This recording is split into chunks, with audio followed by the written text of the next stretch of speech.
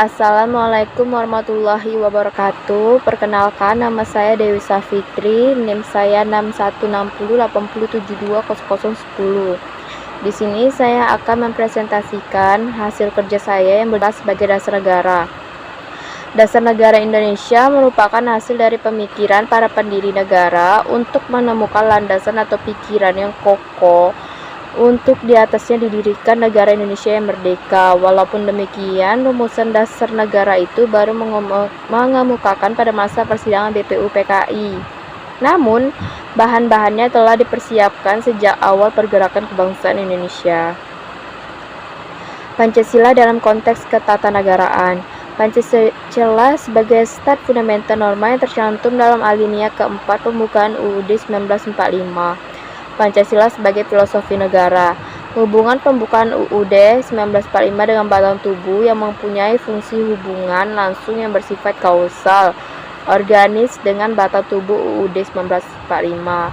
Karena isi dalam pembukaan dijabarkan ke dalam pasal-pasal UUD 1945.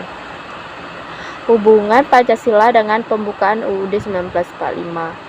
Secara formal, yuridis, Pancasila ditetapkan sebagai dasar filsafat negara RI. Pancasila berkedudukan sebagai norma dasar hukum positif yang terdapat dalam pembukaan UUD 1945. Secara material, Pancasila sebagai sumber tertib hukum Indonesia dan sebagai pokok kaidah negara yang fundamental. Kedudukan UUD. Yang pertama, sebagai hukum dasar tertulis, sebagai dasar sumber hukum, sebagai norma yang mengikat lembaga pemerintahan, masyarakat, dan warga negara. Sebagai hukum yang menepati hierarki tertinggi dalam hukum tertulis negara, yaitu terdapat di UU nomor 10 tahun 2004 atau UU nomor 12 tahun 2011. Sebagai alat pengontrol, pengecek terhadap produk hukum yang lebih rendah.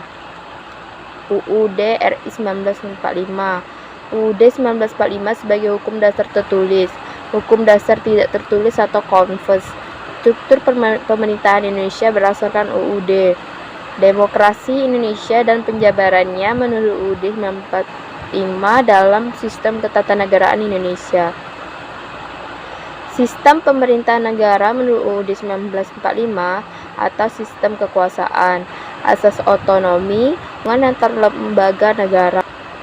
Menurut sifat dan fungsi suatu naskah yang memaparkan kerangka dan tugas pokok badan-badan pemerintahan suatu negara dan menentukan pokok cara kerja badan tersebut. Contohnya itu ada 3. Yang pertama, membuat aturan pokok sebagai instruksi kepada pemerintah. Yang kedua, mengandung semangat penyelenggaraan negara yang baik, mengatur mekanisme dan sistem pemerintahan dalam suatu negara. Negara dan bangsa. Negara adalah suatu organisasi dari sekelompok manusia yang bersama-sama mendiami suatu wilayah tertentu dan mengakui adanya suatu pemerintahan yang mengurus tata tertib dan keselamatan sekelompok atau beberapa kelompok manusia tersebut. Unsur-unsur negara ada 2. Yang pertama, konstitutif dan deklaratif. Konstitutif adalah unsur dasar negara yang bersifat konstitutif yang meliputi wilayah udara, darat, laut, dan perasaan rakyat atau masyarakat dan pemerintahan yang berdaulat. Unsur deklaratif adalah unsur negara yang bersifat deklaratif, meliputi unsur dasar konstitutif dan adanya tujuan negara serta pengakuan dari negara lain.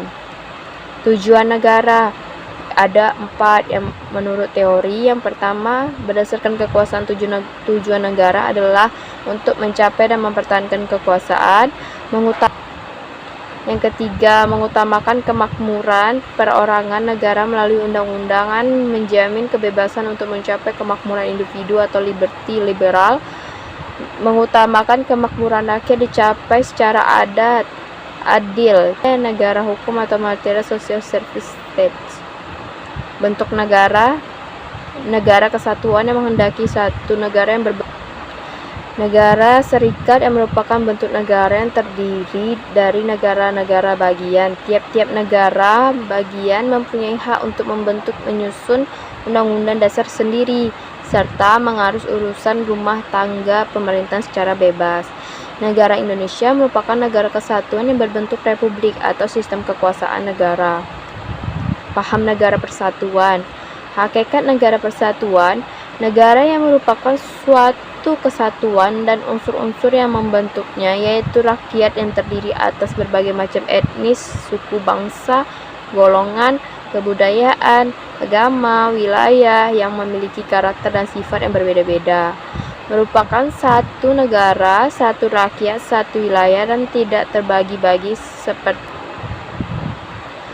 satu pemerintahan, satu tertib hukum nasional, satu bahasa, serta satu bangsa.